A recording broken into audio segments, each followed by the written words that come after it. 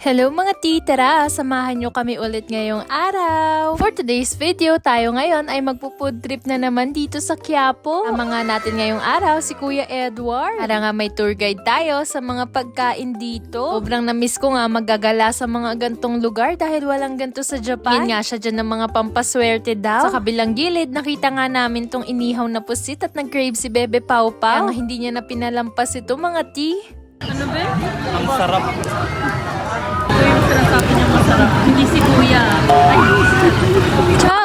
Char lang yun mga ti. Napadaan nga kami dito nung una naming bisita sa Quiapo, natakam nga ako dito sa dragon fruit shake nila. Kaya lang nung mga araw na yon, sobrang busog ko na nga kaya hindi ko na siya natikman. Kaya sabi ko, pagbalik nga namin dito, itatry ko to. Dahil tignan nyo naman yung pila mga ti, napakahaba talaga. Pero hindi nga kami ganun katagal na nag-antay at nakakuha na nga ako nitong dragon fruit shake nila. I mean, nakabili pala. Pero to be honest mga ti, mas nagustuhan ko nga yung mango shake nila kaysa dun sa dragon fruit shake. Sa sobrang tamis nga mga ti, naumay nga ako agad. Itong mango shake naman nila, may hint nga ng onting asim, kaya mas nagustuhan ko. Habang naglalakad-lakad nga dito mga ti, nakakita ako ng binibentang gold sa kanto. Grabe, mas makapal pa nga dun sa gold ko mga ti. Kaya pala grabing mayayaman na ng tao sa Pilipinas. Char! Uy, joke lang yun Huwag nyo seryosohin. Alala nyo ba nung una kami bumisita dito rin kami kumain. Ang sotanghon nila Mama Raquel. To be honest, wala namang special dito sa palabok nila mga ti. Mas nagustuhan ko yung sotanghon. Dito nga to ng 7 out of 10. Di ko na nga pinilit ubusin yan mga ti dahil sobrang busog na talaga ako. Dahil kumain pa nga kami ng laing kanina. Kung pwede nga lang maglakad hanggang bahay, ginawa ko na sa sobrang kabusugan ko talaga. Fast forward, nakauwi na nga kami dito sa Malate at naghahanap na naman ng kakainan tong si Bebe Pau Pau. Naku, napakatakaw niya talaga sa Pilipinas. Kung nga sa kanya, siya na lang yung kumain at makikisubo na lang ako sa pagkain niya dahil busog na busog pa rin ako mga ti.